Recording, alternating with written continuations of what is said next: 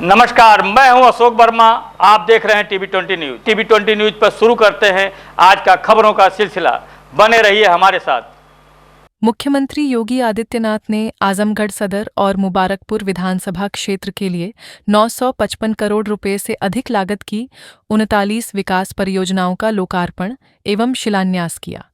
इन परियोजनाओं में सड़क, स्वास्थ्य, शिक्षा और आधारभूत सुविधाओं से जुड़े कार्य शामिल हैं। मुख्यमंत्री ने कहा कि सरकार प्रदेश के समग्र विकास के लिए प्रतिबद्ध है और सभी परियोजनाओं को समयबद्ध तरीके से पूरा किया जाएगा। रखती थी, अपने स्वार्थ के लिए यहां के युवाओं का दुरुपयोग करती थी। गरीब के लिए न शौचालय था, न मकान था, न स्वास्थ्य की सुविधा थी, न गरीब के लिए राशन की व्यवस्था थी। युवा के लिए नौकरी के बारे में राजभर जी ने आपको बताया, कैसे युवाओं की नौकरियों पे सेंध लगती थी और कैसे उनकी सौदेबाजी होती थी। बेटी के लिए कोई स्कीम नहीं थी, बेटी के लिए कोई स्कीम नहीं हुआ करती थी। बेटी के लिए न कोई स्कीम है, न उसके सुरक्षा की व्यवस्था, न उसकी पढ़ाई की व्यवस्था, न उसको आगे बढ़ने की व्यवस्था, और गरीब कन्याओं की शादी के लिए भी सरकार की स्कीम कुछ भी नहीं थी। निराश्रित महिलाओं के लिए कोई व्यवस्था नहीं।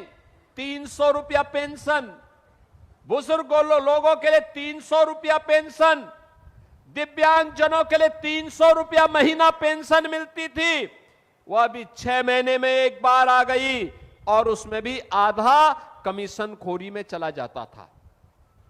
आज मुझे बताते हुए प्रसन्नता है, बेटी के जन्म लेने से लेकर के स्नातक तक की पढ़ाई के लिए हमने व्यवस्था दी है। हमने उनके लिए व्यवस्था दी है। बेटी बेटी होती है, बेटी का सम्मान होना चाहिए। मैं पिछले दिनों देख रहा था, समाजवादी पार्टी के अध्यक्ष अखिलेश यादव की पुत्री के खिलाफ कुछ लोगों ने गलत टिप्पणियां की थी। जैसे मेरे संज्ञान में आया, मैंने तत्काल पुलिस से कहा, मैंने कहा इसमें एफआईआर दर्ज कराओ। बेटी के खिलाफ कोई भी अपमानजनक टिप्पणी स्वीकार्य नहीं होनी चाहिए। बेटी बेटी होती है और हम तो संस्कार में पले बसे हैं, जहां कहा जाता कि गांव की बेटी सबकी बेटी, गांव की बहन सबकी बहन। हमने तो कोई भेदभाव नहीं किया। लेकिन अखिलेश जी, दूसरों को उपदेश देते हो, अपने चेले चपाटों को भी थोड़ा उपदेश दे दो कि अपनी भाषा को संयम कर लें। दूसरों के प्रति टिप्पणी करने के पहले स्वयं भी सोचा करो कि उनके लोग किस प्रकार की भाषा का प्रयोग बहन और बेटियों के प्रति, बुजुर्गों के प्रति, दिवंगत लोगों के प्रति और वरिष्ठ नेताओं के प्रति करते हैं। इसके बारे में उनको भी अपने लोगों को संस्कारित करने की आवश्यकता है। अच्छा होगा उनको समझाओ, और नहीं समझ सकते तो हमारे हवाले कर दो, हम उनको अच्छी तरह समझा देंगे। बहनों और भाइयों, आज बेटी की शिक्षा के लिए पैसा है तो बेटी की सामूहिक विवाह की स्कीम भी हमारे पास है। गरीब बच्चों की पढ़ाई के लिए सुनील राजभर जी का विभाग अटल आवासीय विद्यालय भी बना रहा है और नई नई स्कीम लेकर के उनके उन्नयन के लिए कार्य कर रहा है। हर विभाग कुछ न कुछ नया कार्य करके आज विकास की प्रक्रिया के साथ जोड़ने का काम कर रहा है। ये काम 2017 और 2014 के पहले क्यों नहीं हुआ? क्यों नहीं हुआ? ये एक्सप्रेसवे 2017 के पहले क्यों नहीं बन पाया? ये विश्वविद्यालय क्यों नहीं बन पाया? नर्सिंग कॉलेज क्यों नहीं बन पाया? यहां पर अन्य सुविधाएं क्यों नहीं विकसित हो पाई?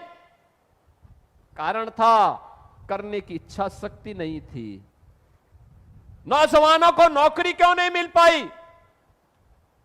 ये कनेक्टिविटी इतनी अच्छी क्यों नहीं हो पाई थी?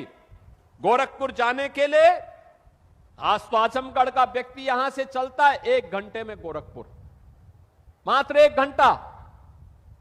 वाराणसी जाता है मात्र 1.5 से पौने 2 घंटे में वाराणसी पहुंचता है, 2.5 घंटे में लखनऊ पहुंचता है। यह है आज इतनी तेज आपकी गति बढ़ाने का काम।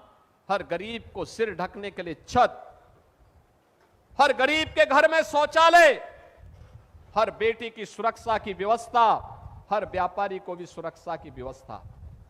हमने कहा है बिना भेदभाव के सुरक्षा दे देंगे, बिना भेदभाव के शासन की योजना से भी जोड़ेंगे। लेकिन अगर किसी ने गरीब की जमीन को हड़पने का काम किया, बेटी की सुरक्षा में सेंध लगाया और किसी व्यापारी के साथ भी जबरन करने का काम किया, तो फिर हम उसकी गारंटी नहीं ले पाएंगे। बहनों और भाइयों, आप सबसे मैं अपील करूंगा, नए भारत के साथ नए उत्तर प्रदेश को भी आगे बढ़ना पड़ेगा। नया भारत वैश्विक संकट में भी अपने लोगों को बचा रहा है।